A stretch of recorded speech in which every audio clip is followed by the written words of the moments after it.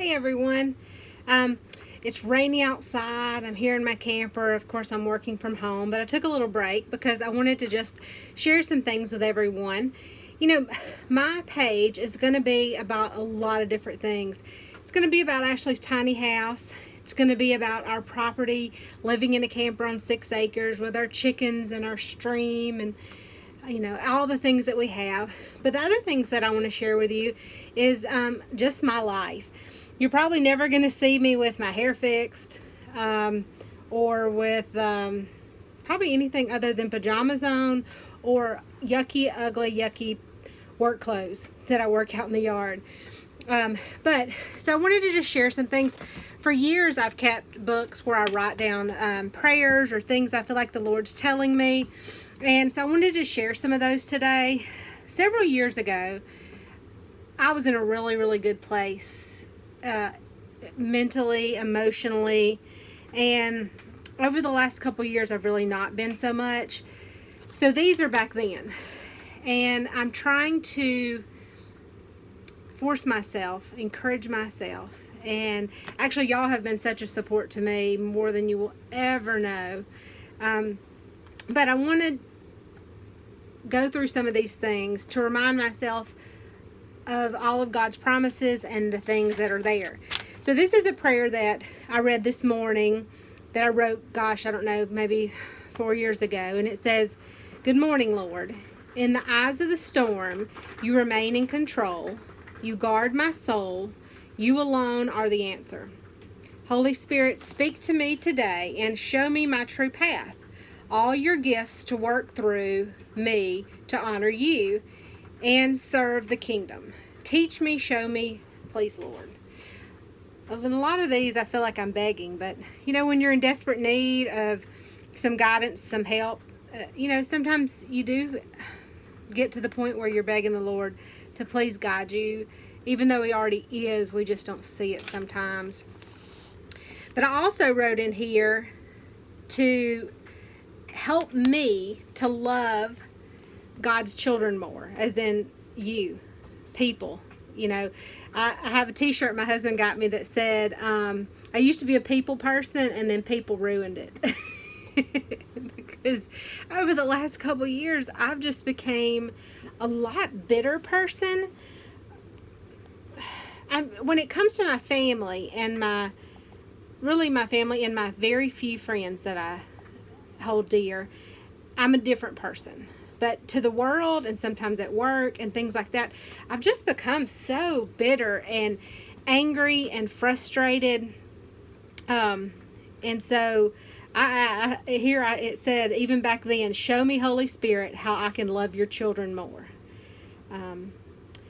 But there was a time in my life where in my spirit, kind of in my mind, in my own voice, I heard the Lord say to me, you are to be my encourager.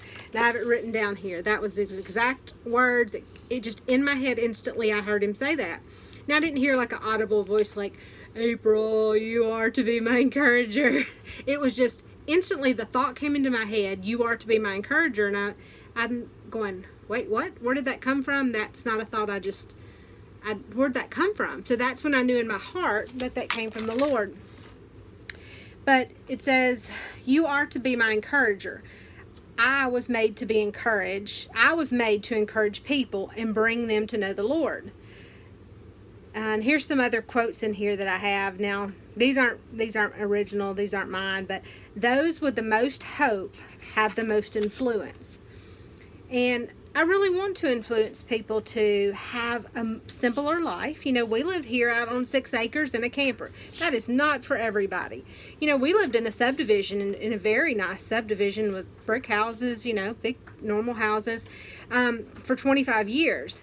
And so I've done the keeping up with the Joneses thing, and I'm not saying that's wrong in any way, but we just wanted a simpler life.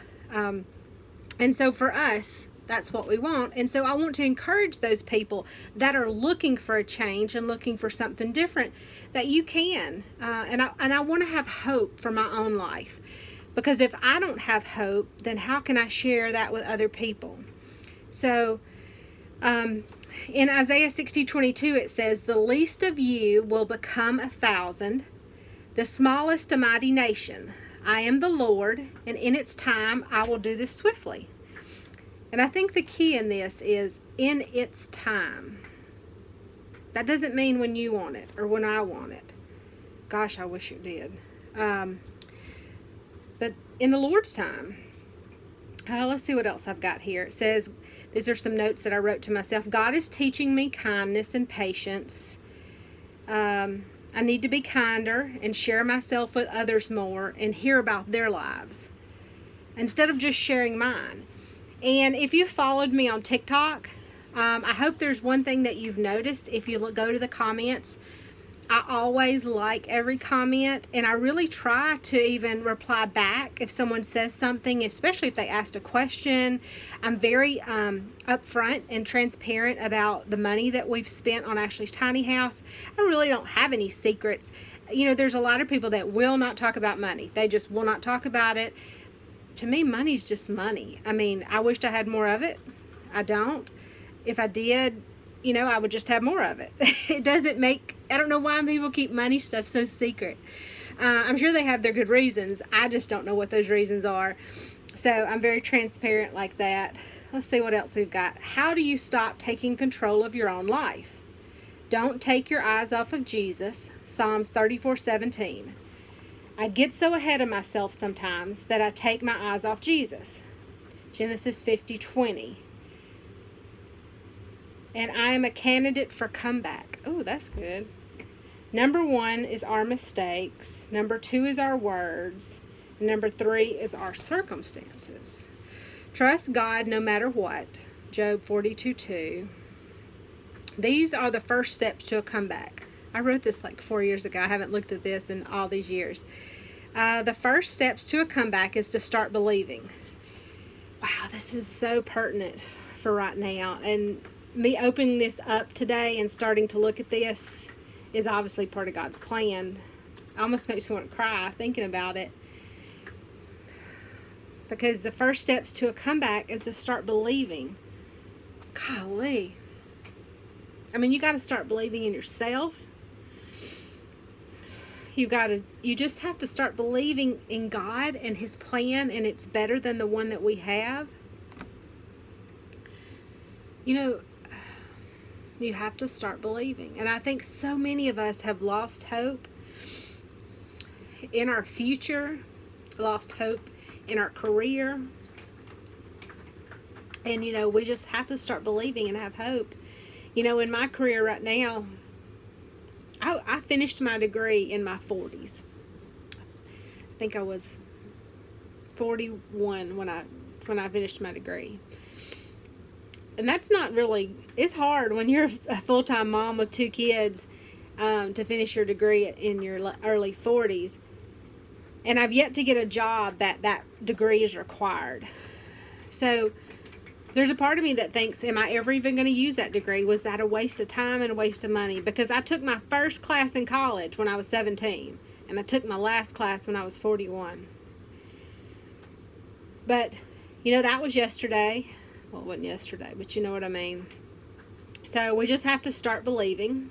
And the second thing that I wrote here was we have to let go. And just so you know what, I'm really reading this stuff. This is stuff I wrote years ago.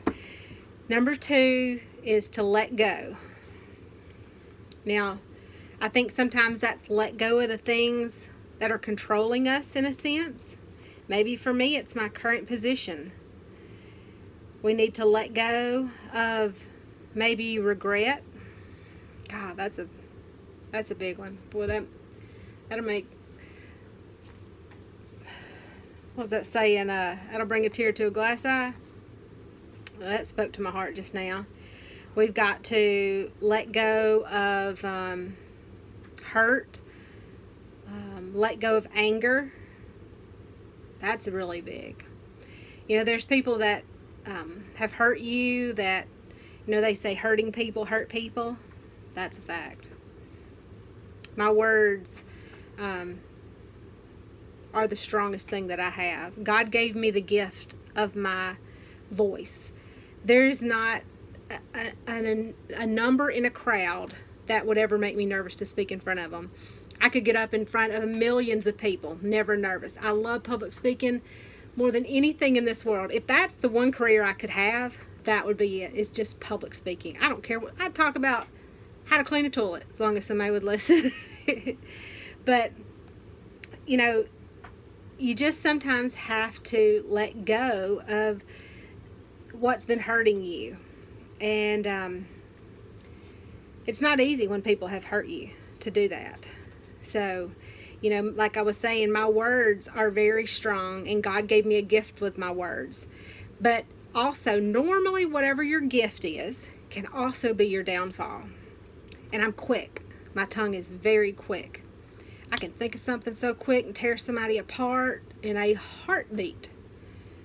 Am I proud of it? No. Do I always mean it? No. That's what I want to say. I don't always mean it in a bad way. I have a very assertive voice, and sometimes, especially when I'm in work mode and I'm in the middle of something, sometimes my words are just very direct and firm and to the point. I don't add a lot of sugar coating to it and, you know, sweetheart, honey, yes, thank you. I just answer the question and I'm on to the, you know, what I'm doing. And so it sometimes comes across as rude. But the last one on here, and I'm going to end this video with this one, is to get intentional, is what I wrote. Get intentional. Not be intentional, but it says get intentional. And it says sometimes you want to quit when you mess up. But don't let your wounds, circumstances,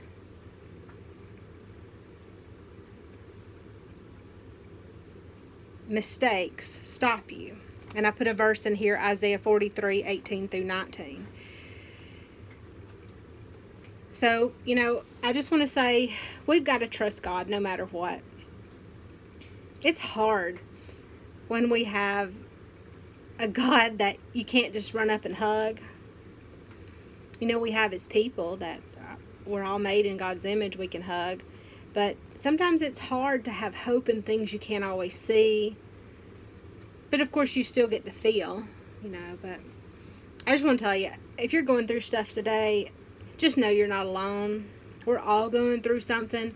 No matter how wonderful my little simple country life out here in my camper and Ashley's little tiny home is, and me with my chickens, I still go through stuff too. And I still have a big heart. And I just pray today that, you know, everything works out for you, and hope you come back to my page, and I'll continue, of course, showing projects that I'm doing and things like that. But, you know, on occasion, and maybe even every day, I'm going to share some of this stuff with you. So I hope y'all have a great day. Love ya.